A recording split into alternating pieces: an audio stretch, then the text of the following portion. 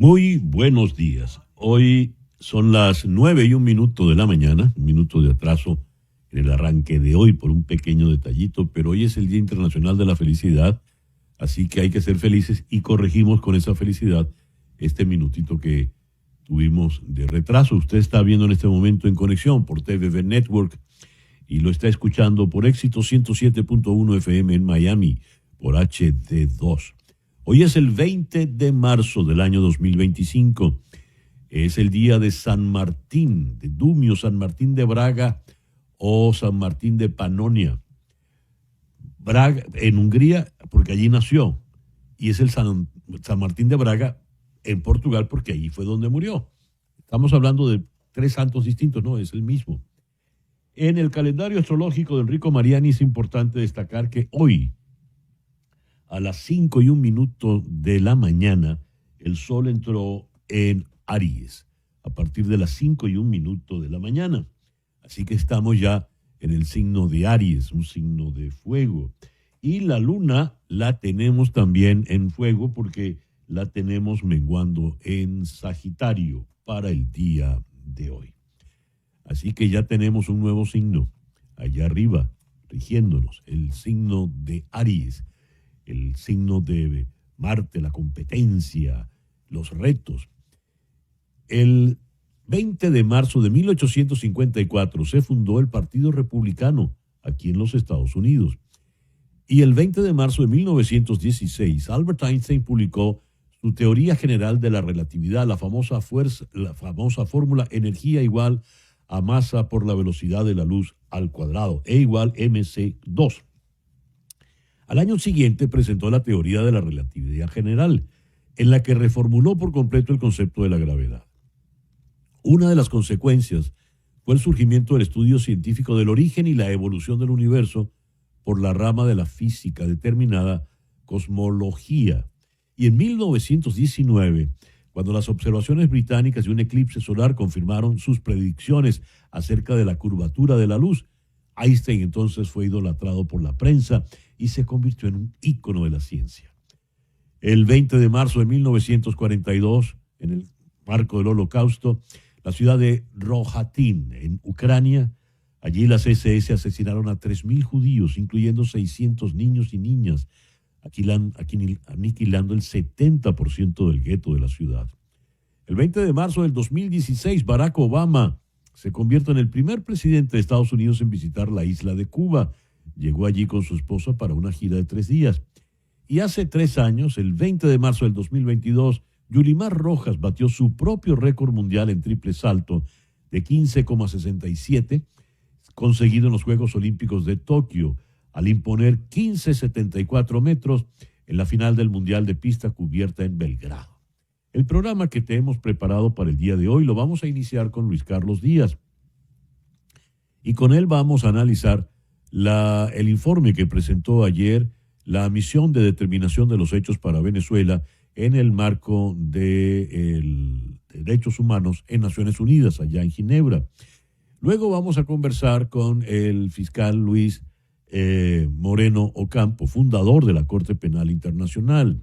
Él está en Sao Paulo, Brasil. La Corte Penal Internacional pide ayuda a la Unión Europea para poder sobrevivir en los próximos años ante las sanciones que ha impuesto Donald Trump. En Buenos Aires vamos a conversar con el politólogo venezolano Walter Molina Galdi. Maduro y los migrantes. Maduro se está aprovechando de una manera bastante cínica del tema de los migrantes en Estados Unidos.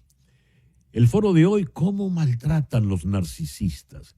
Eso lo vamos a abordar con el psicólogo Roberto Santoyo en Buenos Aires y con la psicóloga Marvi Mesa de Martínez en Santiago de Chile. Además, vamos a conversar con el internacionalista Ricardo Smith Nieves en Washington. Con él vamos a analizar la llamada entre Volodymyr Zelensky y Donald Trump, luego de la llamada entre Trump y Vladimir Putin. En Ciudad de México vamos a conversar con el destacado escritor venezolano Alberto Barrera Tisca, quien ha sido nominado a los premios Platino por su serie, no tengo aquí el nombre de la serie, El Secreto del Río.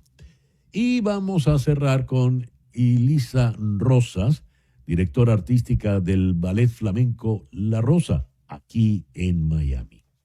Están cumpliendo 40 años de fundación. Ese pues el programa que te hemos preparado para el día de hoy. Y a las 9:06 de la mañana vamos ahora con nuestro editorial. Entre el 20 y el 21 de marzo del año pasado, entraron en la sede diplomática de la Argentina en Caracas 6 activistas políticos venezolanos en busca de asilo. Esto se lo leo a Javier Conde. 5 de ellos, figuras relevantes en el partido 20 Venezuela, que lidera María Corina Machado, permanecen en la sede diplomática. El sexto, Fernando Martínez Mótola, quien era asesor de la Plataforma Unitaria Democrática Opositora y se desempeñó, entre otros cargos, como ministro de Transporte y Comunicaciones y presidente de la CAN-TV en el segundo gobierno de Carlos Andrés Pérez, abandonó la embajada el 19 de diciembre pasado. El gobierno le impuso medidas cautelares e intentó presentarlo como un colaboracionista. No hubo réplica alguna de Martínez Mótola, hombre íntegro según todos los muchos decires, quien se encerró en un inexpugnable silencio. El sábado 22 de febrero sufrió un accidente cerebrovascular y murió 4 días después. Los 6 refugiados políticos, nos dice Conde, llegaron a la residencia diplomática argentina con lo que llevaban puesto. Apenas horas antes, el fiscal general Tarek William Saab, descendiente de una familia libanesa quien se suele vanagloriar de que es defensor de los derechos humanos desde los 15 años cuando militaba en el Partido de la Revolución Venezuela, una guerrilla aún armada a mediados de los 70, los acusó de urdir planes desestabilizadores y anunció las órdenes de captura contra ellos que ya había concretado contra otros 2 dirigentes de 20 Venezuela, Henry Alviares, coordinador de Organización Nacional, y Dignora Hernández, coordinadora política. Ambos siguen tras las rejas. Urdir planes desestabilizadores es una acusación genérica que luego lleva, como 2 más 2 son 4, a la imputación de los delitos de traición a la patria, asociación para delinquir y terrorismo, un menú que Saab repite como estribillo en sus comparecencias públicas. A ver, ¿quiénes son ellos que están allí? Dice este texto de Javier Conde. No es caso, dice lo siguiente.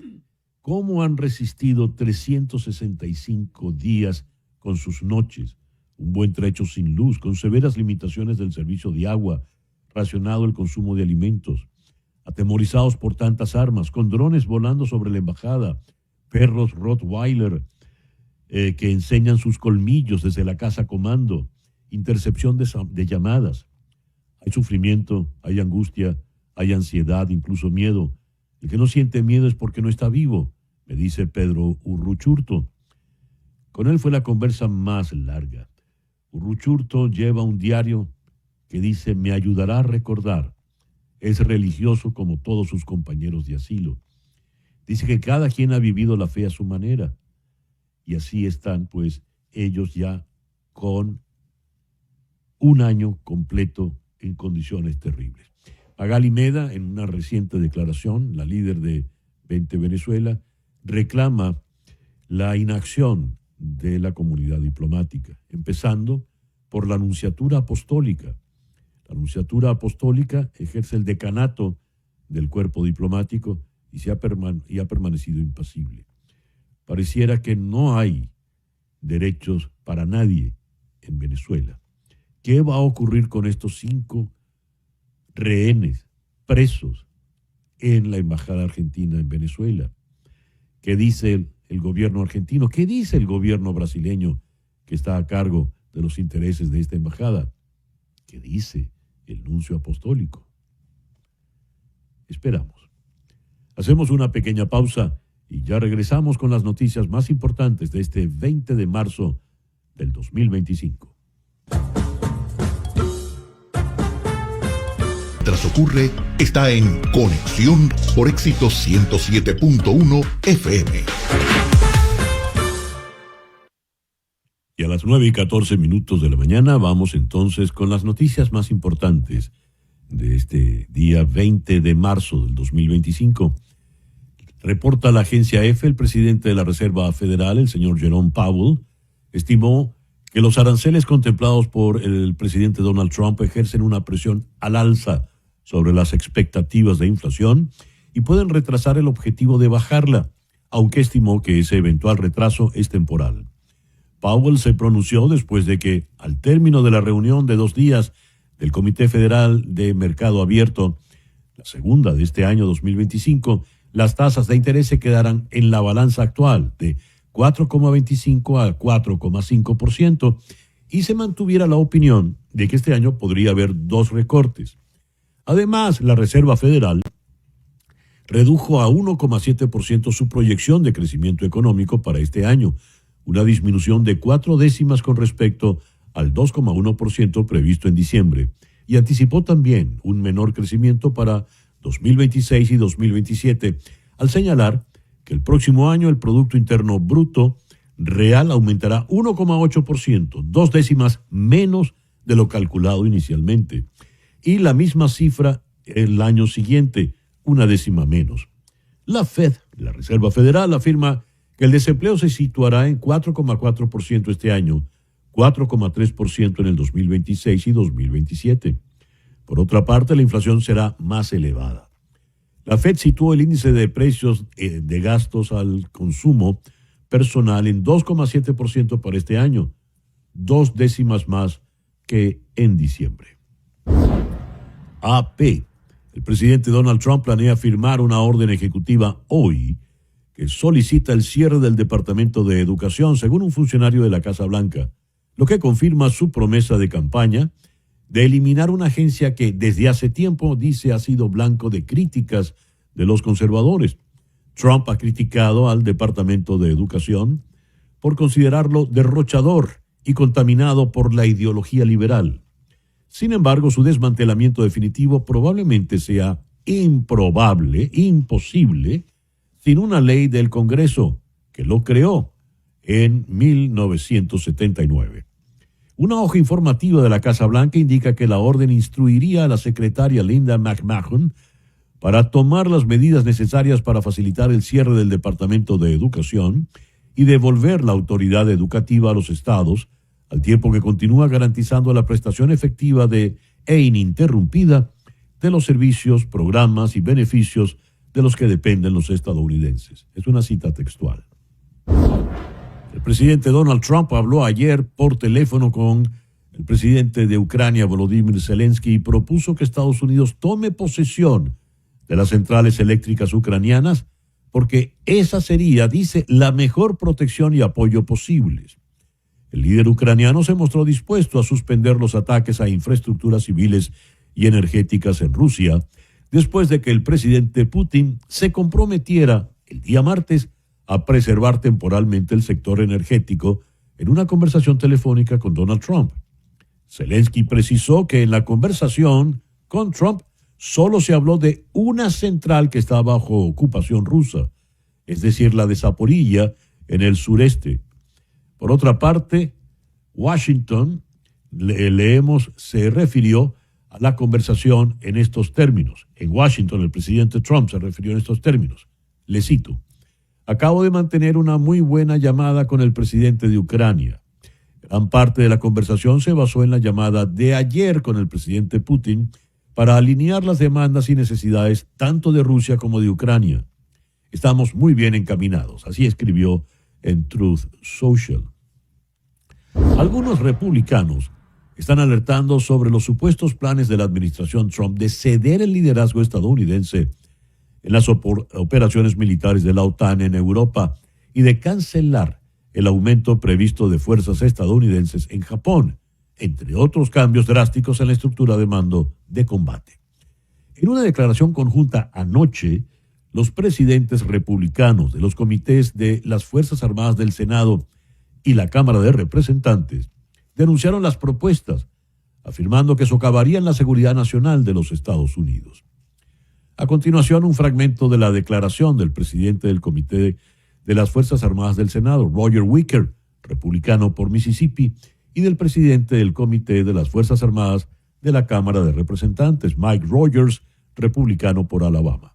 Les cito: no aceptaremos cambios significativos en nuestra estructura de combate que se realicen sin un riguroso proceso interinstitucional, coordinación con los comandantes combatientes y el Estado Mayor conjunto y colaboración con el Congreso. Dichas medidas corren el riesgo de socavar la disuasión estadounidense en todo el mundo y de restar valor a nuestras posiciones de negociación con los adversarios de los Estados Unidos. Fin de la cita. El secretario de Estado Marco Rubio está intensificando su participación en las conversaciones con Venezuela sobre los vuelos de deportación, después de que la Casa Blanca le pidiera ayuda para poner orden en el proceso, según declaró a Semafor, un alto funcionario de la administración. El día martes, Rubio publicó en X que Estados Unidos impondría nuevas sanciones severas y crecientes si el régimen venezolano no acepta un flujo constante de vuelos de deportación, sin más excusas ni demoras. Días antes, el enviado especial del presidente Trump, Richard Grenell, anunció que Venezuela había acordado reanudar los vuelos. Esa promesa, según el funcionario, aparentemente no se ha materializado. El gobierno de Maduro está mintiendo sobre los vuelos que prometió que se realizarían semanalmente, pero que solo han ocurrido una vez en los últimos 45 días. Al preguntársele a Rubio si había confirmado personalmente el acuerdo publicado por Grenell, Rubio dijo: sí, se dijo, no estamos viendo los resultados. Fin de la cita. El Pitazo, Caracas. La cotización del dólar paralelo en Venezuela continúa su ascenso vertiginoso, alcanzando los 87 bolívares con 65 céntimos en el día de ayer, 19 de marzo, según la cuenta En Paralelo Venezuela. Esta cifra sitúa la divisa estadounidense a un paso de los 90 bolívares, mientras que el dólar oficial del Banco Central también ha registrado un aumento en los últimos días y se ubica en 66 bolívares con 44 céntimos, dejando una brecha cambiaria que supera los 20 bolívares y refleja la profunda inestabilidad del mercado y su impacto devastador en la economía. En este contexto, el salario mínimo de 130 bolívares, congelado desde el 15 de marzo del 2022, se vuelve cada vez más irrisorio. Con la cotización actual del dólar paralelo, el salario mínimo equivale a menos de $1.50, lo que convierte el salario mínimo venezolano en uno de los más bajos del mundo y lo deja muy, muy lejos de cubrir las necesidades básicas de los venezolanos. Cerramos con una muy buena noticia. Agencia EFE, los premios internacionales Rey de España de periodismo han reconocido en el día de hoy, jueves, la lucha por la libertad de prensa en Nicaragua con la prensa y en Venezuela con la plataforma periodística Conectas. El premio a los venezolanos es en la categoría Cooperación Internacional y Acción Humanitaria. Operación Retweet de Venezuela, un trabajo colaborativo de 14 medios y decenas de profesionales en la Alianza Venezuela Vota y La Hora de Venezuela, articulados en la plataforma periodística Conectas, dirigida por el colombiano Carlos Eduardo Huertas. Una investigación sobre la delicada situación del periodismo venezolano tras las elecciones presidenciales del 28 de julio de 2024, elaborado con una herramienta basada en inteligencia artificial que tiene como valor añadido una alianza colaborativa sin precedentes en el país. Enhorabuena a todos los queridos amigos de Conectas. Hacemos una pequeña pausa y ya regresamos con nuestra primera entrevista del día de hoy.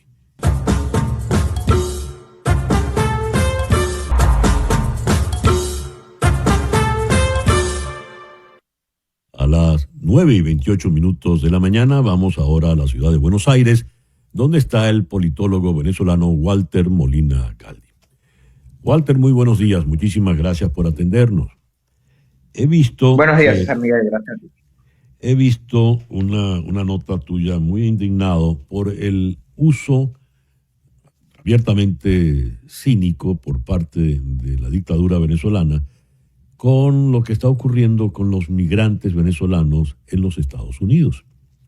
De repente, un régimen que no ha respetado el debido proceso de nadie en Venezuela, hoy cuando estamos, por ejemplo, cumpliendo un año con los refugiados en la Embajada de Argentina, ese mismo régimen, esa misma dictadura, reclama el debido proceso que nos está dando en Estados Unidos. Por supuesto que hay que reclamar que se dé en Estados Unidos, pero también hay que reclamar que se dé en Venezuela. A ver, ¿qué se hace en estos casos? ¿Cuál es la estrategia que quiere llevar adelante la dupla Maduro-Cabello? Sí, bueno, parto por lo último que dijiste. El debido proceso es algo que se debe exigir en cualquier lugar del mundo, ¿no? Bien sea una tiranía criminal como la chavista o una democracia como la estadounidense. De esto no debe haber dudas, ¿no? La doble vara no debe existir jamás. Ahora bien, lo que hace el régimen venezolano evidentemente es usar para su narrativa, para su propaganda, esta situación condenable desde todo punto de vista que está sucediendo con varios venezolanos en los Estados Unidos. Y lo hace el régimen responsable de la mayor migración del mundo, ¿no? Los más de 8 millones de venezolanos que hemos huido de Venezuela, y esa es la palabra, huido de Venezuela, lo hacemos por responsabilidad única y exclusiva del régimen chavista, que acabó con la república, que acabó con la democracia, con la libertad, con los servicios públicos, con los hospitales, con la educación, con la posibilidad de progreso real en el país. Entonces son los responsables de la huida y de los males que vivimos, todos los males que vivimos los venezolanos, y ahora usan esto a su favor para la propaganda, para venderse como que les importan los venezolanos. No solo ellos, y esto lo quiero recalcar, no solo los miembros del régimen chavista, que por supuesto es cinismo puro, es maldad pura. Se burlaban hasta hace no mucho de los migrantes venezolanos, diciendo que iban a limpiar inodoros. Algunos negaban que la migración fuese tal. Cuando explotó todo lo que ocurría en el Darién, otros también los negaron. Y ahora usan esto a favor. Pero, reitero, no solo la nomenclatura chavista per se, sino también varios propagandistas que hasta hace no mucho se disfrazaban de oposición. Digo hasta hace no mucho porque creo que ya todo está muy claro en Venezuela. Que igual, que ahora se indignan, es una indignación falsa sobre lo que está ocurriendo en los Estados Unidos, pero no dicen nada sobre los más de 1.000 presos políticos en Venezuela, sobre lo que está ocurriendo, como bien mencionabas, en la Embajada Argentina en Caracas, donde ya hace un año hay 5 asilados, 6 durante un tiempo, 5 asilados ahora del equipo de María Corina Machado, a los que se le han violado no solo los derechos humanos y por supuesto el debido proceso y todo lo que sería lógico en un Estado de Derecho, sino también todos los convenios internacionales habidos y por haber y tratados, etcétera. Así que es una falsa indignación que no les creo, que creo que nadie lo puede tener como cierta, por supuesto. La discusión política se ha vuelto lamentablemente maniquea, blanco o negro. Y si dices blanco es porque estás en contra de lo negro y viceversa, cuando sabemos muy bien pues que la realidad es una amplia gama de grises, y más si vamos al terreno político. Entonces, hay en Estados Unidos quienes defienden militantemente, a pie juntillas, todo lo que está haciendo el presidente Donald Trump contra los venezolanos, diciendo pues que esto hay que distinguirlo de lo que pasa en Venezuela. Pero el régimen venezolano mantiene también ese discurso. Hay que defender la dignidad, dice el señor Jorge Rodríguez. La dignidad no se discute. Un régimen pues que ha sometido a la indignidad a todos los venezolanos.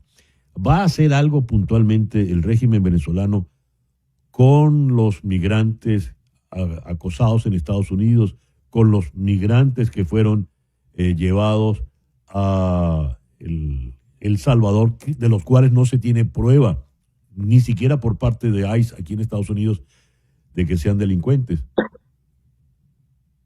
Mira, comparto lo que dices. La vida no es blanco y negro, o casi nunca lo es. Y como dije anteriormente, las cosas que se deben condenar se deben hacer independientemente de tu ideología, de tu posición política y de cualquier cosa de esto. Si no hay debido proceso, toda acción es ilegal y arbitraria, sea en un régimen dictatorial o sea en una democracia. Dicho esto, el régimen chavista no va a hacer nada por los venezolanos, porque no solo es que no tienen la intención de ayudar a los venezolanos en general, sino que su intención real es dañar a los venezolanos. No hay en el mundo, ni en Estados Unidos, ni lo que ocurre en Chile, ni en Perú, o el lugar que tú quieras poner, no hay en el mundo un régimen o personas que odien más a los venezolanos que el chavismo. Todo lo que nos han hecho en 26 años es por su profundo odio a los venezolanos. Así que no espero absolutamente nada de ellos más que usar Ya. discursivamente esto que está ocurriendo en Estados Unidos. Ahora dijeron que van a aceptar una cantidad de vuelos de repatriación de venezolanos y eso seguramente va a ocurrir también para hacer propaganda hasta que ya no lo puedan hacer más, porque hay una realidad acá.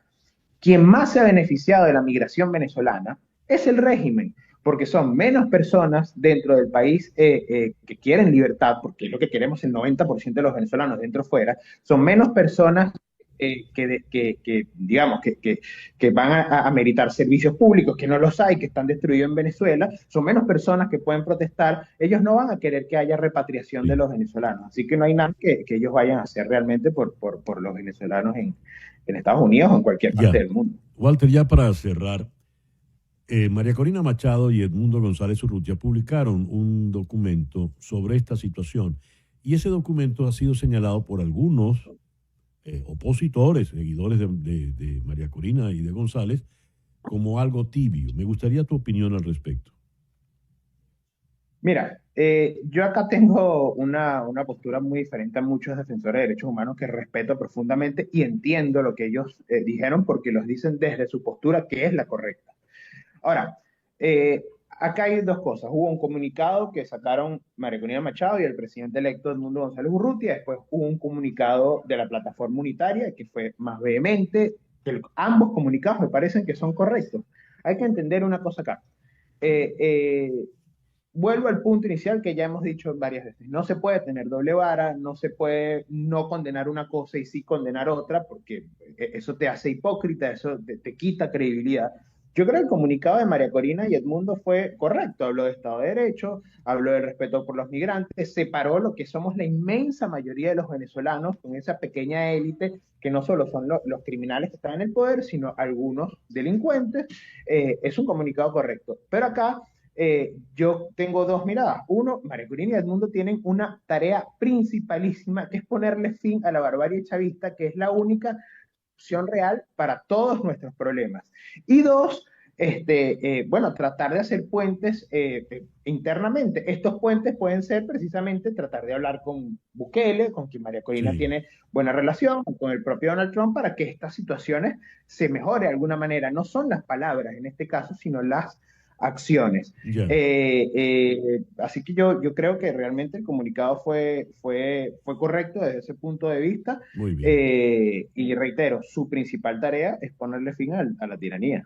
Walter, muchas gracias por atendernos en el programa de hoy. Walter Molina Galdi es politólogo venezolano y nos habló desde Buenos Aires. Una pausa y ya regresamos en Conexión.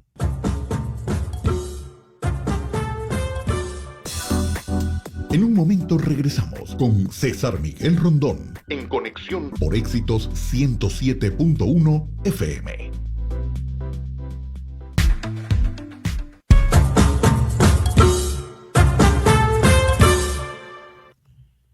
Un despacho de la agencia EFE, fechado al día de ayer en la ciudad de Bruselas, dice: la presidenta de la Corte Penal Internacional, Tomoko Akane, advirtió que el tribunal, la Corte, necesita el apoyo de la Unión Europea para sobrevivir en los próximos años tras las sanciones impuestas por la administración de Donald Trump, y aseguró que esas medidas afectan ya a su trabajo y crean impredecibilidad entre el personal. ¿Cuáles son esas sanciones? ¿Por qué la presidenta de la Corte tiene que hacer una advertencia tan angustiosa? Vamos a la ciudad de Sao Paulo. Allí está toda una autoridad en la materia, ya que él fue el fiscal fundador de la Corte Penal Internacional. Me refiero al doctor Luis Moreno Ocampo. Doctor Moreno, muy buenos días. Muchísimas gracias por atendernos en esta mañana. ¿Cómo le va a usted? Muy bien. Me gusta cómo habla. Habla tan bien usted. Yo tengo que copiarme cómo habla tan bien usted. Qué bien que Muchas habla. gracias, doctor Moreno. Una cosa es hablar bien, pero otra cosa es decir cosas importantes y densas como es su estilo. Doctor Moreno, esa angustia, esa alarma que despierta la señora Akane, ¿a qué obedece? Bueno, a mí me parece que la jueza expresa un sentimiento personal porque la Corte está involucrada, está haciendo lo que tiene que hacer. La Corte está involucrada en investigar los crímenes de Putin en Ucrania, los crímenes de Hamas y Netanyahu en Gaza. Acaba de arrestar al al expresidente de Filipinas, y ahí le escuchaba a usted sobre Maduro, Ujú, y también está investigando a Maduro, y yo creo que este año la Corte va a tomar decisiones sobre Maduro. Y justamente usted decía bien que el hecho de que Trump haga acciones que son consideradas ilegales no quiere decir que los demás lo puedan hacer. Puta, son dos problemas distintos. Acá el tema es que no se pueden cometer crímenes y hay que proteger a la gente. Y si que no la protege es Trump o es Maduro, no es un problema, tenemos dos problemas distintos, ¿no? Entonces ujú, me parece que justamente la Corte Penal Internacional tiene esa visión, es poner límites al poder. Y por supuesto entonces está en conflicto con el poder. El presidente Trump sancionó al fiscal de la Corte Penal Internacional con una medida que se llama designación, que normalmente se aplica a terroristas o a narcotraficantes. Y en este caso se lo aplicaron al fiscal Khan. ¿Por qué se lo aplican? Porque tienen la osadía de decir que hay que investigar los crímenes cometidos por Netanyahu en Gaza.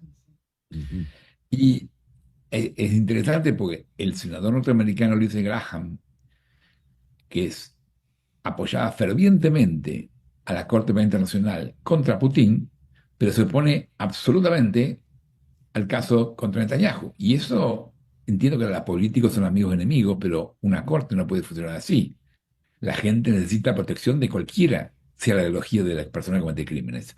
Entonces, me parece que lo que tenemos en el mundo es un conflicto muy interesante entre un orden viejo, donde ujú, líderes en el poder abusan del poder ujú, y matan gente o encarcelan gente, y un sistema nuevo que está emergiendo de justicia internacional apoyando la justicia nacional, de justicia. Entonces el problema es que tenemos 5.000 años de violencia política y guerra entre estados y tenemos solamente 22 años de justicia internacional permanente. Y todavía está emergiendo porque la Corte Penal Internacional puede actuar en Venezuela, porque ujú. Venezuela ratificó el tratado, pero no en Estados Unidos. Los Estados Unidos no ratificó el tratado. Entonces todavía es un sistema viejo que no funciona con- y un sistema nuevo que está emergiendo y que está funcionando, pero todavía está emergiendo. Este es el conflicto de Bien, nuestro mundo de hoy. fíjese, doctor Moreno, leo esto, ¿no? Con relación a la sanción de Estados Unidos. Se trata Sí, de una grave violación de la soberanía europea. Un país extranjero está diciendo a sus ciudadanos y sus empresas qué leyes se les aplican y cómo comportarse. Esto porque las sanciones incluyen a filiales de empresas norteamericanas en Europa, bancos o compañías aseguradoras, sistemas informáticos, etcétera, etcétera. Me gustaría su opinión al respecto, porque pareciera que hay realmente una invasión. no, no, pero me parece que no sé si bien está hablando de la misma, porque sanciones, usted está mencionando otras sanciones, me parece. Ujú. El caso específico de la Corte Penal Internacional no es contra Europa, es una No, sanción contra contra el Khan, fiscal, contra pero Khan. él está en Europa. Eso es lo que Él vive, apunta. la sede es en La Haya, Ujú, pero el tratado está integrado por 125 países. Entonces no es solamente contra Europa, es una, ujú, es un tra- es una intromisión en una institución apoyada, financiada y creada por estados de África, de América Latina, de Europa, de Asia, Canadá, Estados Unidos, Nueva Zelanda, Australia. Entonces, Mongolia, Japón, China. No, ujú. China no, perdón, Japón, Corea. Entonces, tenemos un, un desafío de Trump a todos estos estados. Ahora, el tema, ¿sabe cuál es? No es Sí, juzgarlo. Trump se equivoca. Trump se equivoca y además, justamente, hay un problema que como la Corte Penal Internacional es muy nueva, no entienden. Porque por más que lo sancionen al fiscal Khan, Netanyahu está procesado. Y Netanyahu no puede ir a Alemania como quiere ir, porque, porque el juez alemán va a ordenar su detención. Pasó con Bashir en Sudáfrica. Entonces, hay un tema de no entender el sistema legal mundial. El sistema legal mundial ha cambiado y ahora hay una Corte Penal Internacional que opera.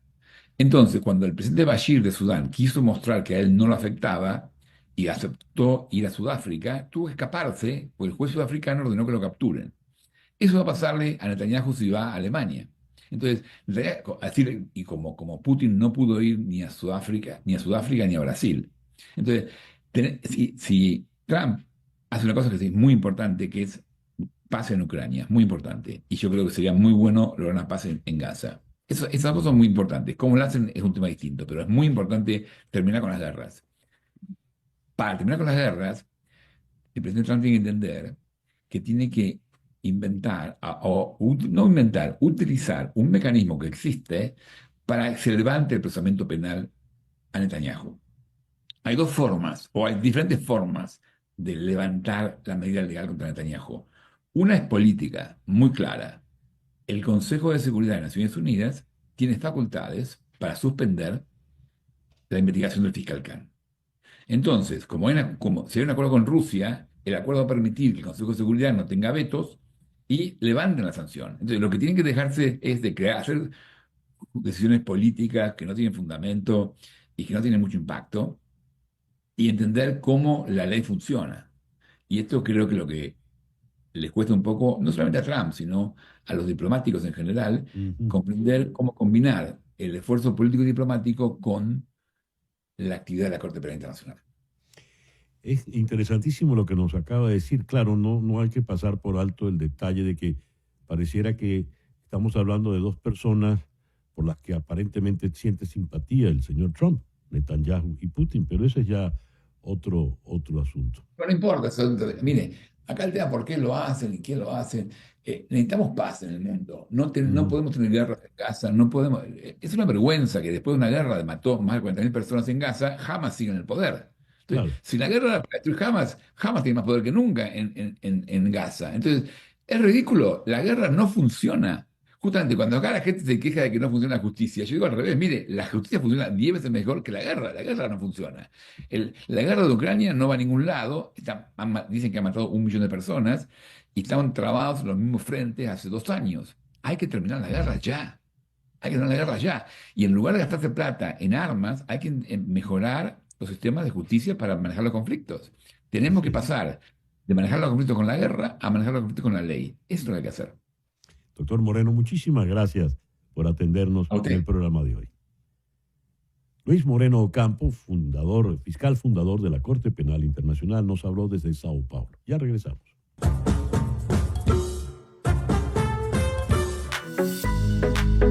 Continuamos en breve con César Miguel Rondón en Conexión.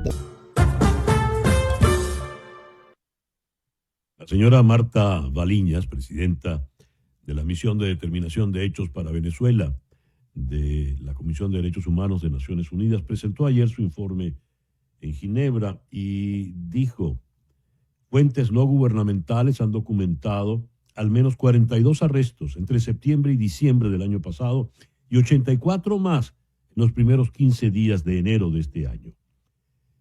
El gobierno venezolano sigue ejecutando una dura represión contra personas percibidas como opositoras políticas o que simplemente expresen disidencia.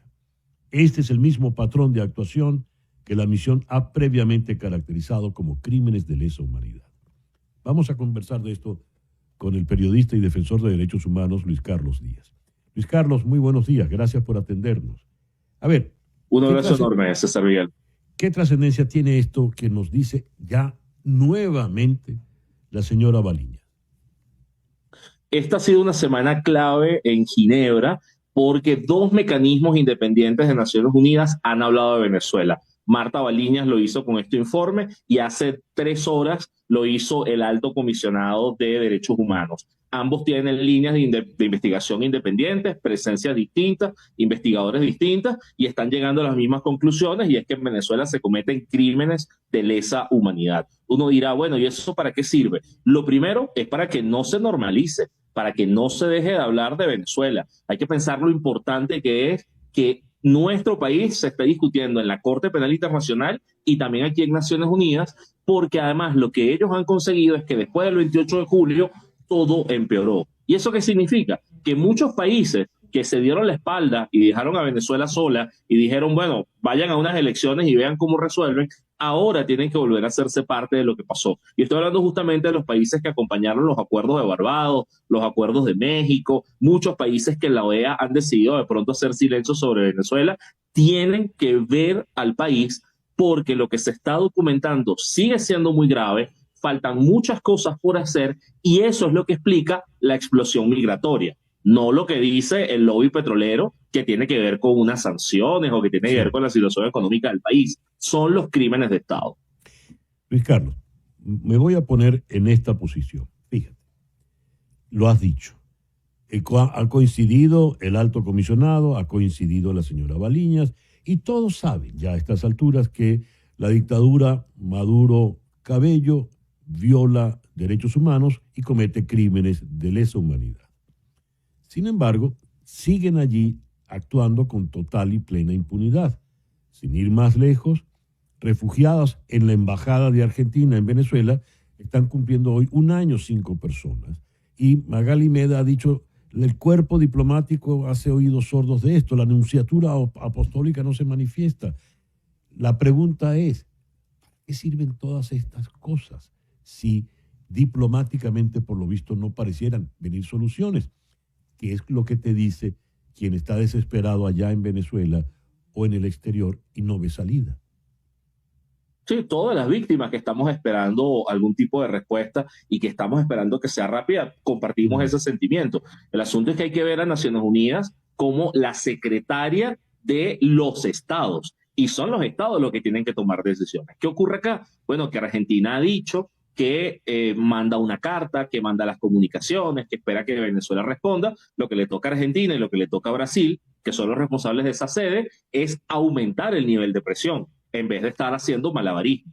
Lo que le toca a España, por ejemplo, es que ellos dicen en Ginebra que tienen ciudadanos presos, que tienen problemas para comunicarse con el Estado venezolano, pero bueno, luego tienen el negocio de Repsol, luego mandan a Zapatero para lubricar las relaciones políticas, le toca a España elevar el tono. Y lo mismo pasa con Colombia. Colombia declaró allí en Ginebra que ellos le han enviado al Estado venezolano 17 peticiones de información sobre presos políticos colombianos en Venezuela, que ojo, algunos están desaparecidos, no tienen visitas consulares, no tienen trato con sus familias, no pueden nombrar un abogado. Entonces, ¿por qué Colombia luego políticamente no hace nada? Ahí es donde tenemos que girar y no decir, bueno, no es que el secretario general de Naciones Unidas va a enviar unos cascos azules a Venezuela. Eso tiene que ver con el Consejo de Seguridad.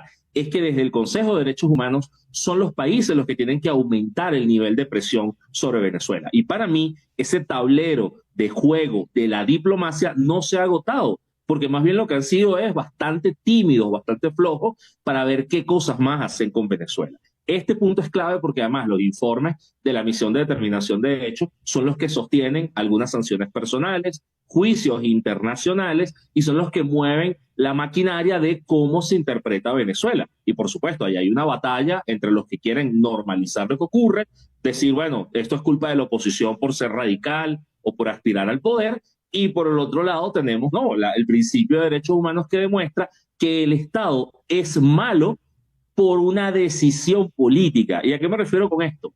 Hoy dijeron, por ejemplo, que la gente está muriendo de enfermedades comunes como malaria y otras cosas, pero que no hay un boletín epidemiológico. Eso es una decisión política, no tiene nada que ver con el presupuesto del Estado. Y lo mismo ocurre con los desaparecidos. A la gente la desaparecen porque hay una maquinaria que quiere generar terror, no porque no tengan el presupuesto suficiente, no tengan acceso al mercado petrolero. Eso es lo que está en juego. Antes de esta conversación sostuve una con Luis Moreno Ocampo, el fiscal fundador de la Corte Penal Internacional, y a propósito lo soltó como una suerte de ejemplo, no era de ello de lo que estábamos hablando. Dijo que él está seguro que va a haber decisiones este año en contra de Nicolás Maduro. ¿Lleva agua a ese molino todas estas acciones? ¿Habrá realmente algo? Sí, porque cuando vimos a Duterte preso allí en La Haya, todo el mundo dijo, bueno, el próximo será Maduro. ¿Realmente podemos pensar en ese tipo de cosas? César Miguel, yo soy una de las personas que está cubriendo estos temas y cuando publiqué lo de la misión de determinación de hechos, mucha gente me respondió, ¿y esto cuándo le llega a Karim Khan? ¿Cuándo se va a enterar de lo que pasa en Venezuela? Miren, cuando Karim Khan abrió la investigación para Venezuela, cuando le solicitó a la Corte que se investigara, en todos sus documentos ha puesto como base documental los informes de la misión de determinación de hechos. Los reciben, los leen y son los que le dan el marco para entender lo que pasa en Venezuela. Les digo otra cosa.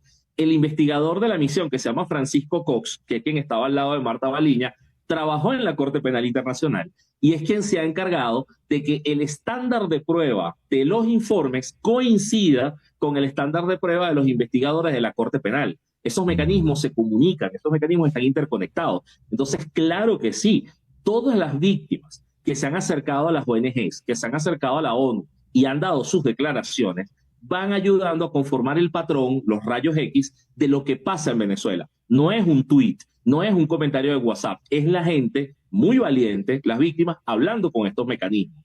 Y sí, hay todas las razones para creer que la Corte Penal puede llegar a la conclusión de un caso y hacer órdenes de captura este año o el año que viene. Luis Carlos, muchas gracias por estos minutos en la mañana de hoy. Muchísimas gracias a ti, César Miguel. Y si hay víctimas viendo esto, por favor, pónganse en contacto con estos mecanismos internacionales porque hay que seguir con el radar activo de ver qué pasa en Venezuela. Gracias. Luis Carlos Díaz, periodista y defensor de derechos humanos. Una pausa, al regreso, nuestro foro del día de hoy. Una pausa y regresamos con César Miguel Rondón en Conexión .1 FM.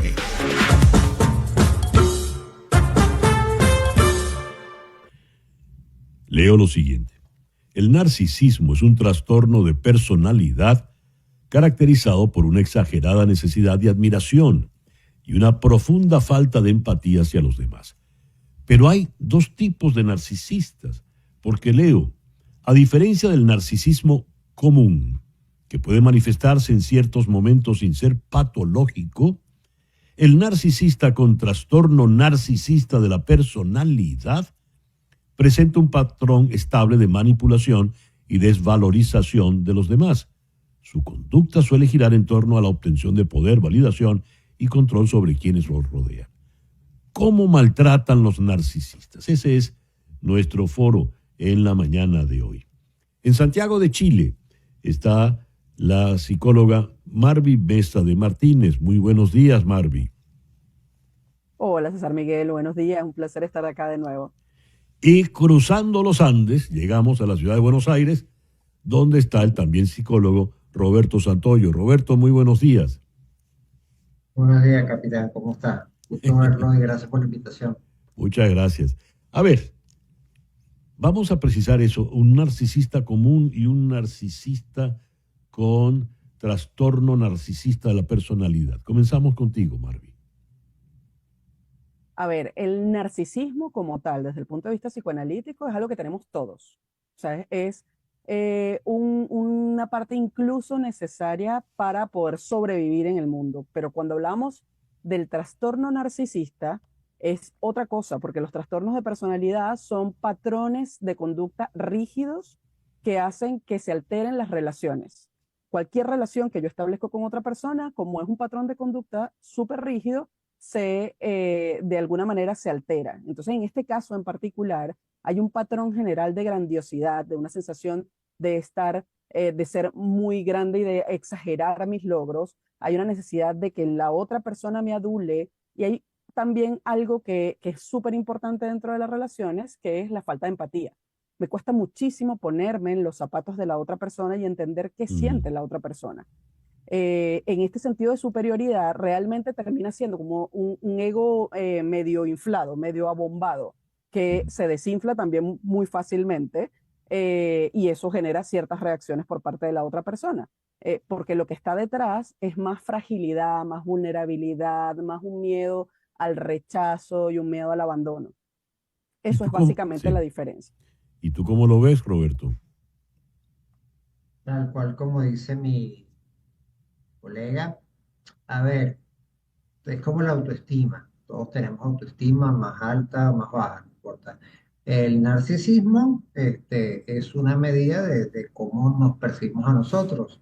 Pero en este momento estamos hablando del narcisismo como un patrón rígido, como dijo Marvin, de funcionamiento. ¿Ok? No hacia las personas que tienen algunos rasgos narcisistas. Estas son personas del trastorno que yo le pondría hashtag empatía. Tienen muy baja empatía hacia el otro. ¿Y en qué desemboca eso?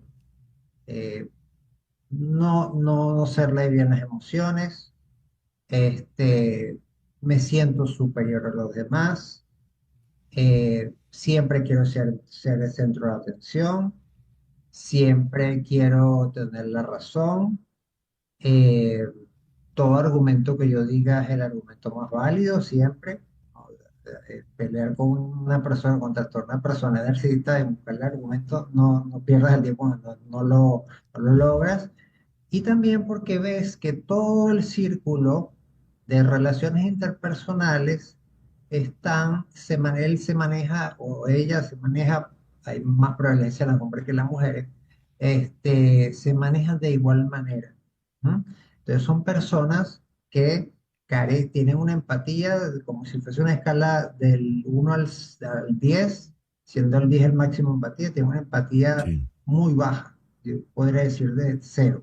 O sea, al no tener empatía, imagínate, no te importa el otro. ¿Y cómo Y si no te maltratan importa el los otro, nazis? Sí, termina la idea, Roberto, perdón. Porque lo sí, ¿no? otro... Y si no tienes empatía, obviamente el otro no te importa, no te Mm, importa. O sea, no, tú eres como la figura central, los otros son, ya. este, ¿cómo se llama? Figuras de contexto. ¿Cómo maltratan los narcisistas, Marvy? Bueno, lo primero es que muchas veces hacen sentir humillado a la otra persona, Ujú, desprecian a la otra persona. Hay unos mecanismos inconscientes que los psicoanalistas también hablan de eso, que son el control, el triunfo y el desprecio. Son como mecanismos que utilizan ellos particularmente para sentir que controlan a la otra persona, que sobresaltan o sobresalen, perdón, o resaltan ante los demás y también desprecian al otro que yo considero que no es significativo o que no es mi igual. Eso hace que ellos traten de relacionarse con gente como con dos características. Una, o gente que consideren su igual, lo cual es bastante complicado. Y lo otro es conseguir gente que sea dependiente de ellos, que ujú. de alguna forma hagan un enganche donde terminan también resaltando todos sus atributos y ellos puedan controlar, ya que dependen emocionalmente de esas personas, puedan controlar todo lo que el otro puede hacer. Entonces terminan manipulando a la otra persona, explotándolos emocionalmente, quizás incluso ridiculizando Ujú, o usando el sarcasmo, la intimidación al otro, hacen mucho gaslighting, que es como ujú. hacer dudar a la otra persona de su percepción de la realidad, incluso de su salud mental, ¿ok? Entonces terminan haciendo que la otra persona tenga una muy baja autoestima y una sensación de que tiene poca importancia y que siempre cometen errores y no hacen lo suficiente para sostener Ya. la relación. ¿Cómo se puede superar ese maltrato por parte del narcisista, Roberto? Sí, por ejemplo, lo que yo que veo muchas parejas con uno de los miembros con un trastorno narcisista de personalidad. Obviamente, como dice Marvy, están descritos todos estos clústeres de maltrato, de subestimación, de denigración, de control. Tienen que tener el control del poder, no es negociable, eso es no negociable. Son personas que se sienten apocadas, no tienen como voz y voto en la relación. Y bueno, a esas personas hay que mostrarle de alguna manera que, claro, ahí puede haber una carencia afectiva de por qué esta persona anda con una persona así, Ujú, ¿eh? pero uno lo busca rescatar a la persona que está con el trastorno narcisista para que de alguna manera pueda, yo en estos casos es mi opinión personal, pueda terminar la relación, ¿no? Ya. Porque el trastorno narcisista de personalidad es complejo y tiene muy bajo pronóstico de cura, pero sí puedes ayudar a la pareja que es víctima, sacándola de ese círculo vicioso. ¿Eh? Tú la Mm. rescatas de alguna manera diciéndole, "Mira, te están denigrando, te están maltratando, esta persona no te conviene, capaz se le hace un análisis de por qué se deja maltratar tanto, si es una relación muy larga, pero intenta sacarla de ahí, rescatarla. Y al otro seguirá con su trastorno. Roberto, Marvin, muchísimas gracias por estos minutos en la mañana de hoy. Han sido muy, muy gentiles. Marvin Mesa de Martínez en Santiago de Chile y el también psicólogo Roberto Santoyo en Buenos Aires. Ya regresamos en Conexión.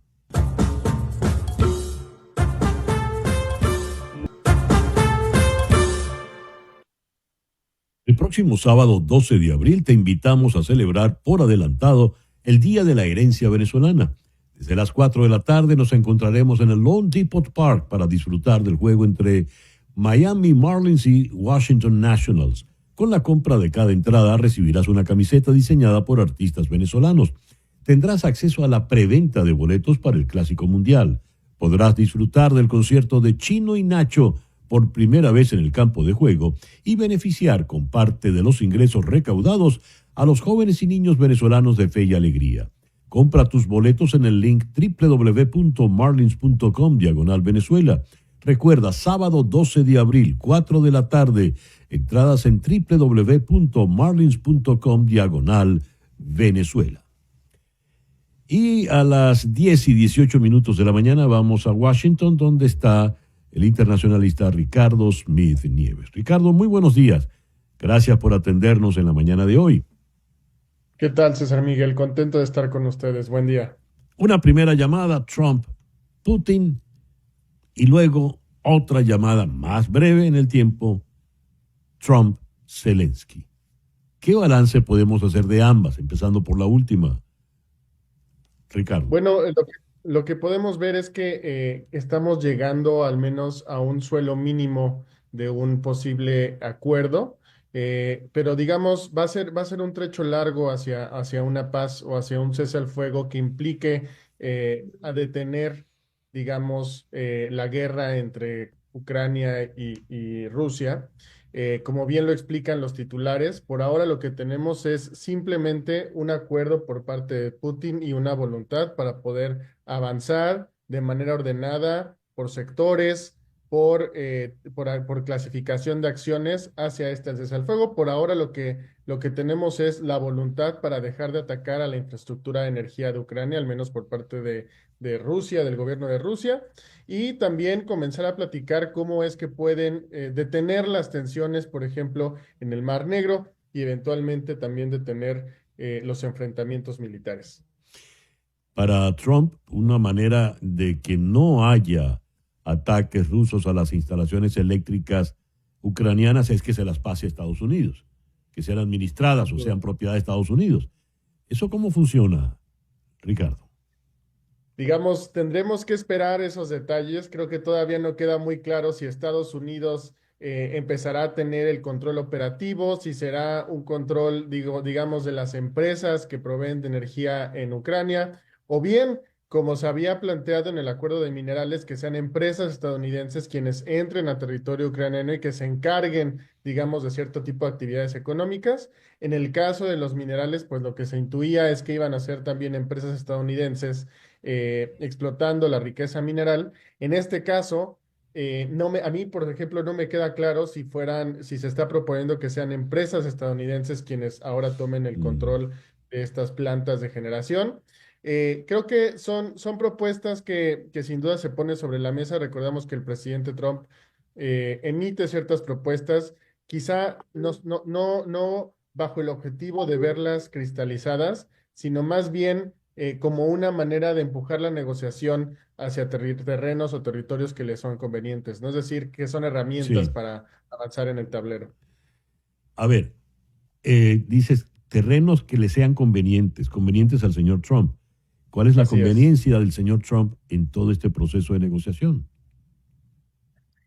Creo que sobre todo él prometió desde hace un año, desde que estaba en la campaña, que él iba a ser capaz de detener el conflicto entre Rusia y Ucrania, que iba a ser uno de sus grandes entregables de política exterior.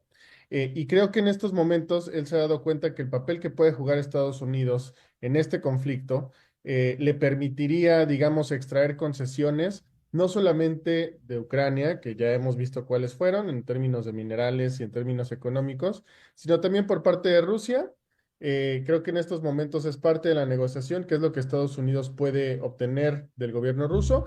Y en tercer lugar, de los europeos, porque Europa también tiene un gran interés de seguridad nacional en el conflicto. Y quizá uno de los objetivos sea lograr que los europeos amplifiquen y aumenten su gasto en armamento militar. La repartición de tierras, ¿cómo queda? Porque el señor Putin exige.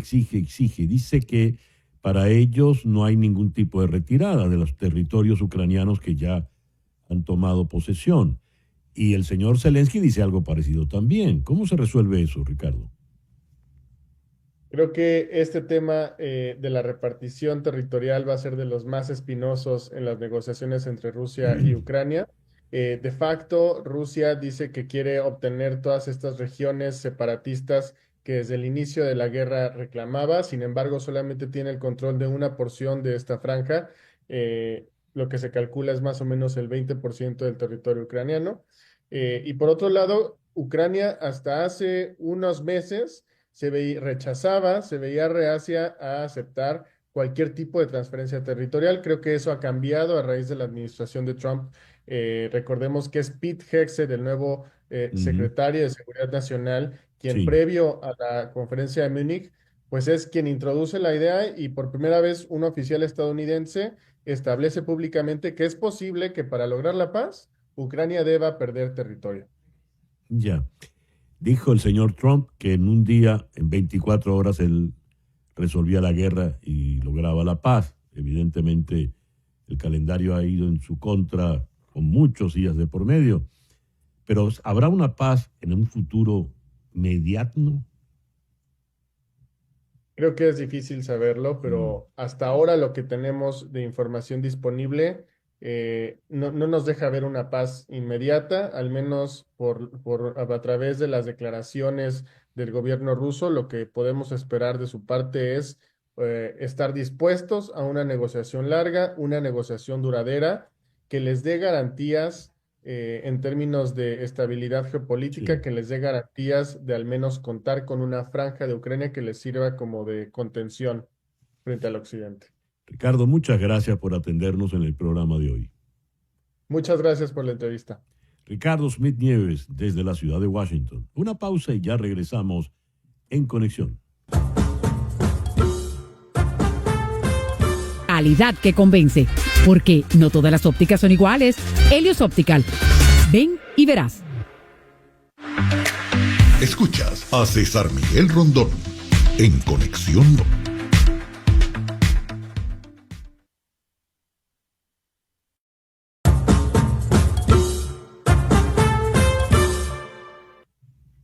Toma nota de este número telefónico. 305-468-0044. 305-468-0044. Ese es el teléfono de María Trina Burgos. María Trina Burgos es una abogada venezolana que tiene más de 25 años de experiencia trabajando temas migratorios en los Estados Unidos. Ella, como abogada, está licenciada para trabajar en los 50 estados de la Unión y también en Puerto Rico. De manera que donde te encuentres, ella puede hacerse cargo de tu caso. Si estás en Venezuela, llama al 212-771-3040. 212-771-3040. Esa llamada sin costo adicional va a repicar aquí en Miami, en la oficina de la doctora Burgos.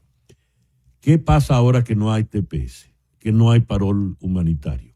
¿Cómo hago para permanecer legalmente en los Estados Unidos? ¿Cómo hago para poder venir legalmente a los Estados Unidos? ¿Qué pasa si no me dejan entrar en Estados Unidos? En fin, tiempos de angustia y de incertidumbre, donde es pertinente, es prioritario tener una buena asesoría legal y ninguna como la de la doctora María Trina Burgos. Te repito su número, 305-468-0044. 305-468-0044.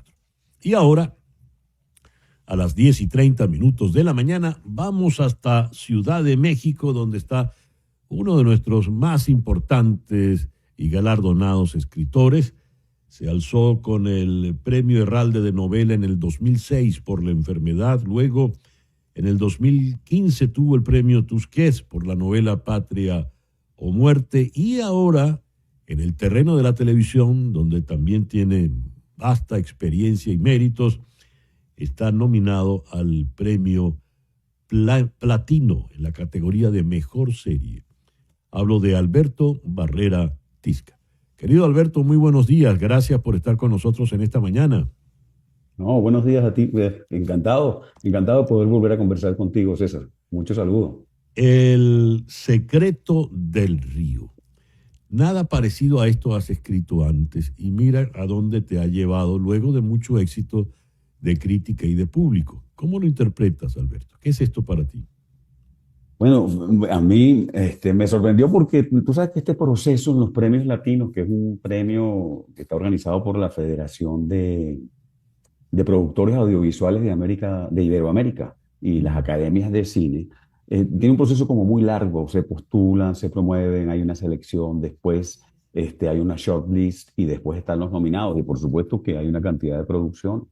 Entonces me pareció, bueno, me gustó mucho porque justamente la serie es una apuesta diferente, lo que hicimos y lo que intentamos hacer con El secreto del río, una historia distinta contada también desde otra perspectiva, y la filmamos toda en un lugar difícil de llegar, en Tehuantepec, cuidando mucho todos los valores de la zona. Incorporamos el zapoteco a la serie y con un tema que era muy difícil, que es un tema de las muxes, que es un tercer género, aunque no les gusta mucho que les digan así, una identidad sexual no binaria, digamos, ¿no?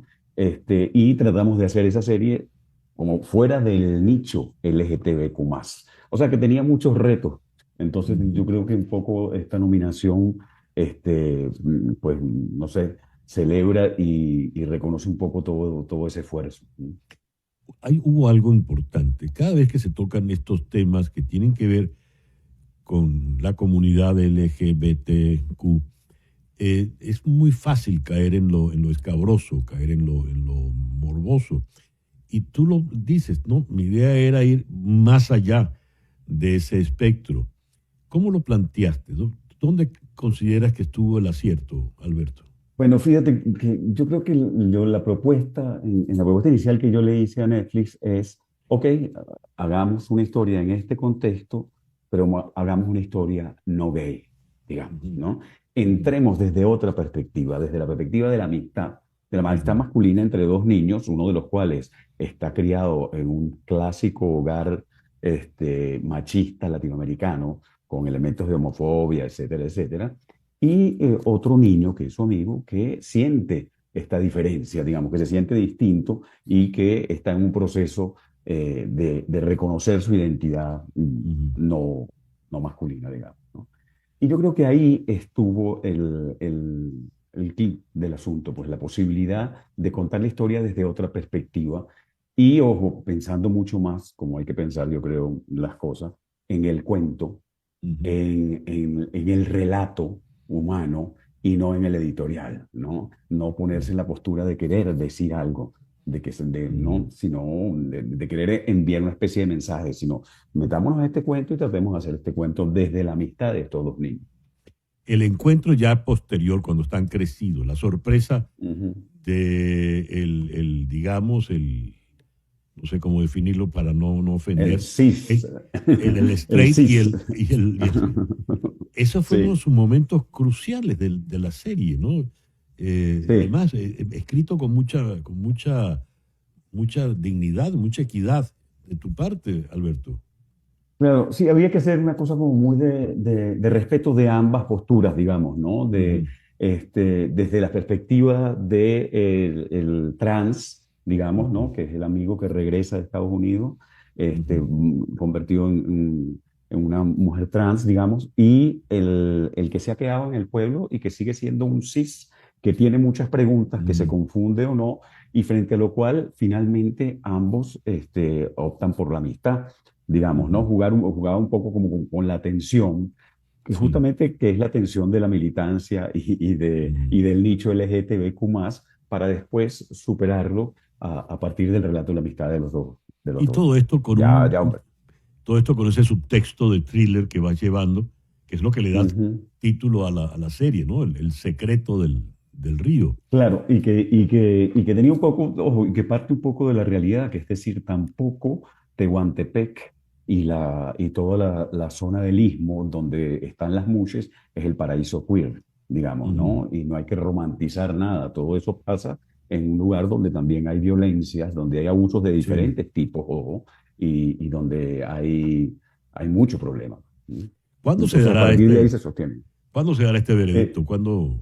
la premiación es el 27 de abril, o sea, todavía falta Ujú. un mes, ¿no? Todavía Y hay falta. mucha, ojo, y todo hay que decirlo, los competidores son unas series que, Ujú. latinoamericanas todas, por cierto, importante, porque está el 100 años de soledad, ¿cómo se llama? Cena, la de Ujú. Ayrton Senna, Sí. brasileña, y como agua para chocolate, que son Ya. también producciones importantes y grandes. Muy bien, pero la tuya es la que va a colarse por los palos, creo yo, Bueno, para decirlo ojalá, olímpicamente. ¿Estás trabajando en otra cosa ojalá. ya, Alberto, que Sí, puedas decir? estoy haciendo una nueva serie para Netflix, y estoy haciendo otra serie para Netflix, ahorita estoy desarrollando, Ujú. comenzando a desarrollarlo. Muy bien, bueno, te deseamos mucho, mucho éxito y esperamos verla pronto. Si votara por Gracias. ti, ¿eh? No lo dudo. Gracias, Alberto. Fuerte abrazo. No, gracias a ti. Muchos saludos. Gracias. Alberto Barrera Tisca en Ciudad de México. Una pausa y ya regresamos en Conexión.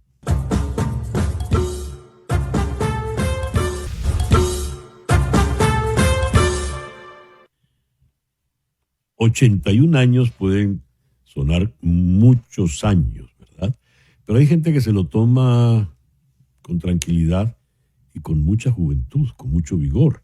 Esa es la edad de Mick Jagger, que no ha parado de dar brincos y cantar y rock and rollear en un escenario.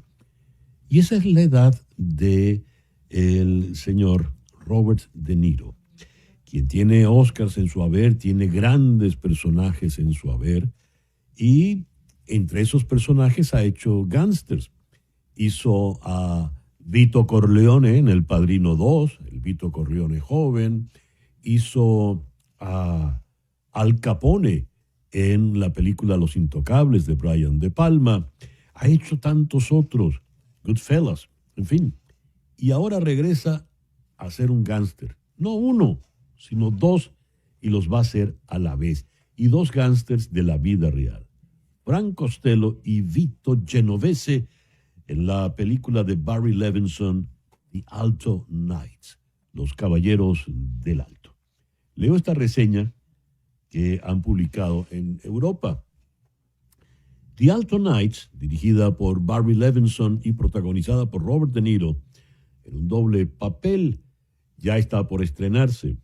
La película transporta a los espectadores a la Nueva York de mediados del siglo pasado para narrar la compleja relación entre dos figuras clave del crimen organizado, Frank Costello y Vito Genovese, interpretados ambos por De Niro. En su juventud fueron amigos inseparables, unidos por un código de honor no escrito, pero sus ambiciones personales y su manera diametralmente opuesta de entender el poder los condujeron a un enfrentamiento inevitable que cambiaría para siempre no solo la estructura de la mafia en Estados Unidos, sino la manera en la que las fuerzas del orden, hasta entonces renuentes a admitir la existencia de un crimen organizado a nivel nacional, comenzarían a combatirlo. La película la ha producido Irving Winkler, bastante más viejo que De Niro porque tiene 93 años, el mismo productor de Rocky 1. Y leo aquí, el guionista es Nicolas Pileggi, veterano guionista, fue reportero de Associated Press, y el director es Barry Levinson, uno de los grandes directores de Hollywood. Uno de los aspectos más comentados de The Alternatives ha sido la decisión de que De Niro interprete ambos papeles, algo que ha generado polémica y cierto escepticismo entre algunos críticos. Mira, cualquier cosa que sea diferente genera resistencia, dice el productor Winkler, con una sonrisa que denota años de experiencia lidiando con detractores. Hay críticos que lo ven como un acto de vanidad, como si De Niro quisiera demostrar que es insustituible en la era de la inteligencia artificial y los efectos digitales. Pero no es una cuestión de ego, sino de narrativa. No creo que hubiéramos conseguido la misma intensidad emocional con dos actores distintos. Es más, algunas personas que han visto la película me dijeron que tardaron en darse cuenta de que era el mismo actor en ambos papeles, lo cual es un testimonio del increíble trabajo que De Niro ha hecho. Más allá de la técnica, la película explora la fascinación que el público sigue teniendo por las historias de mafiosos. Siempre ha habido una especie de romanticismo en torno a la mafia, porque muchos de estos hombres venían de familias inmigrantes pobres, sin acceso a la educación, sin oportunidades reales para ascender socialmente, dice el productor Winkler. Algunos se convirtieron en doctores, abogados o profesores, otros en criminales. Pero el cine los ha presentado muchas veces como figuras casi heroicas, rebeldes, que luchan contra el sistema para hacerse un lugar en el mundo. Que un actor haga dos personajes y dos personajes tan distintos, porque muchas veces cuando se tiene el mismo personaje, cuando se hacen dos personajes son hermanos gemelos, digamos, ¿verdad? Con lo cual el actor no tiene que cambiar, pero aquí hay una distancia física, fisonómica, entre un gángster, entre Costello y otra entre Genovese.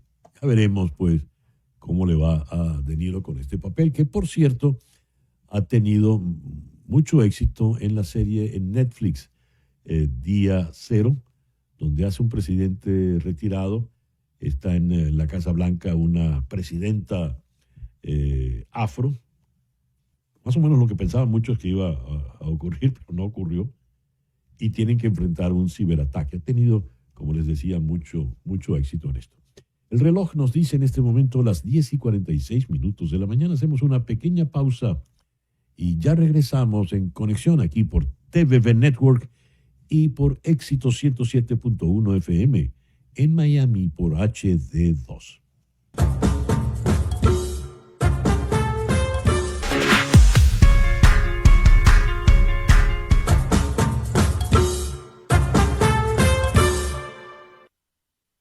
Y este próximo domingo tenemos un gran evento, un encuentro con el flamenco, con Bailaora Soy, con el que el ballet flamenco La Rosa va a celebrar sus primeros 40 años.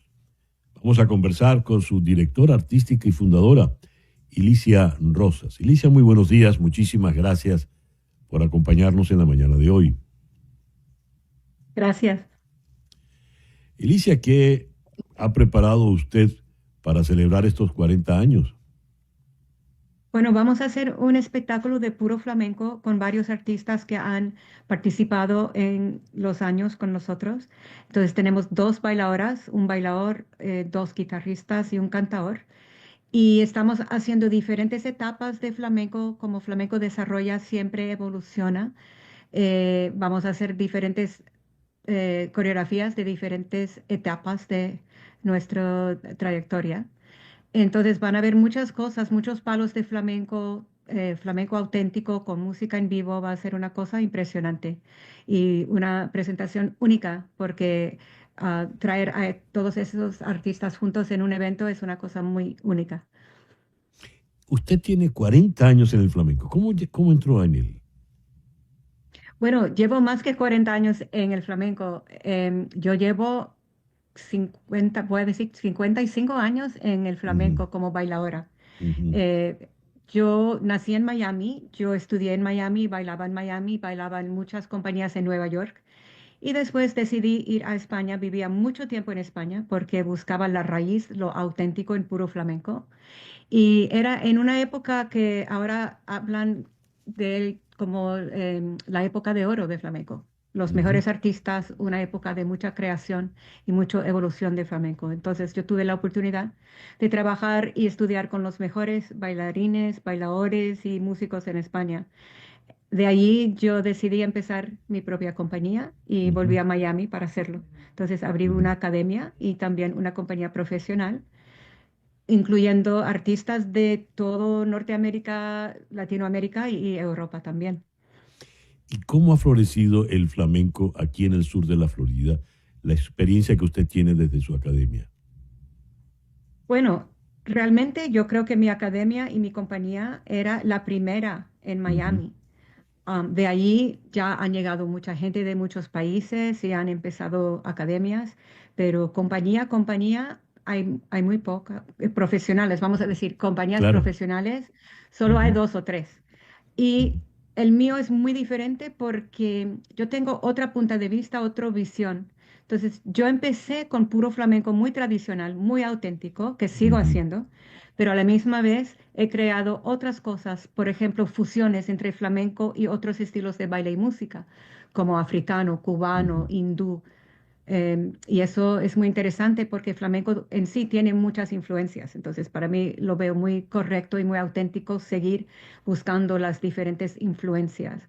Luego lo junté con teatro, porque mis dos pasiones son el baile y el teatro. Yo era actriz también de Ujú. muy joven ¿Así? y viajé mucho por Europa. Entonces, yo me enamoré de toda la historia, el arte de toda Europa y, claro, España principalmente. Entonces, yo con los autores y dramaturgos de clásicos de toda Europa, yo decidí hacer obras flamenco interpretando esas obras clásicas tan bonitas.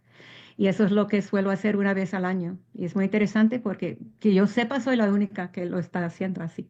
Muy bien. ¿Cómo fue recibida en España cuando usted fue con su experiencia? ¿Cómo recibieron a una muchacha que viene de Miami, que quiere aprender el flamenco desde sus raíces allí en España? ¿A dónde fue? ¿A Sevilla?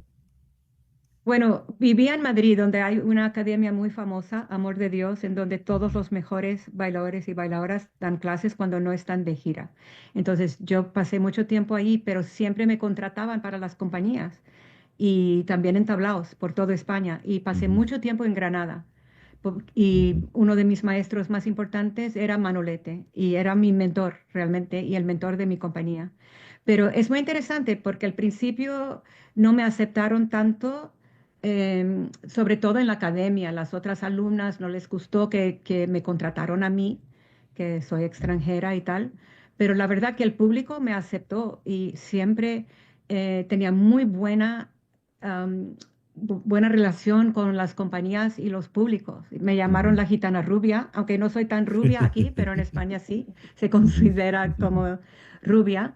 Y nunca preguntaban nada, porque cuando me ven bailar, nadie pregunta nada de dónde ujú. soy, quién soy. Porque, y también algunos de mis compañeros dijeron cosas muy bonitas como el arte no tiene frontera. Así Y es. también dicen, más mérito tiene, que dejó su familia, dejó todo lo que conocía para venir aquí porque está tan dedicada a nuestro arte. Ujú, Entonces, por un lado, es una cosa un poquito más profunda, ¿no? Porque yo escogí ese arte como mío. La primera vez que lo vi, yo dije, ese arte es mío, porque todas las cosas que me gustan en el arte están en el flamenco. Poesía, literatura, ujú. música, cante, baile, y tan apasionada y tan profundo. Y también flamenco es un lenguaje, puede expresar cualquier cosa del sentimiento humano. Usted estuvo en Granada, es decir, que es la tierra de García Lorca. Ahora, me dijo Manolete. Sí, Ese fue su maestro. sí, sí. Manolete, el Ah, torero. entre muchos. No, Pero no, no, no, no, es que no. hay dos Manoletes, se confunde mucho. No. Hay un torero muy famoso que se llama Manolete, pero hay un Sí. bailador de Granada muy Ujú, famoso también que se llama Manolete, que ahora, bueno, se murió hace muy poco, pero tenía una escuela en Granada y bailaba en el Ballet Nacional por un tiempo y después hizo su compañía y su nombre como bailador. Y es un gitano que baila de un estilo muy, muy único. Yo digo que es genio, muy innovador, pero a la misma vez muy auténtico. Ilicia, ¿podría usted invitar a nuestros amigos, a nuestra audiencia, por favor, para su espectáculo del domingo?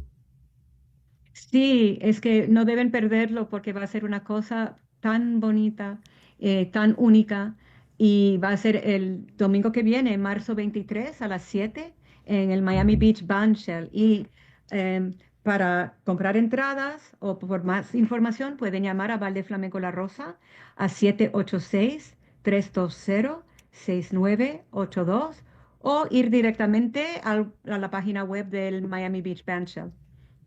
Ilicia, le deseamos mucho éxito y muchas gracias por atendernos en la mañana de hoy. No, gracias a ustedes. Ilicia Rosas, la directora artística y fundadora del Ballet Flamenco La Rosa. Y este viernes, la Fed, la Reserva Federal, ha cambiado sus estimados tanto en inflación para arriba como en el descenso del Producto Interno Bruto. ¿Por qué? Eso este viernes en Conexión. Tengan todos el mejor día posible. En Conexión fue una producción de Floralicia Anzola desde 360 Content para TVV Network en los estudios de éxitos Miami 107.1 HD2, con Laura Rodríguez en la producción general, Mariel Sofía Rodríguez en la producción informativa, Carlos Prato en los controles y ante el micrófono, quien tuvo el gusto de hablarles, César Miguel Rondón. Gracias pues por permitirnos estar allí. Tengan todos el mejor día posible. Y ahora, para variar, Barbarita.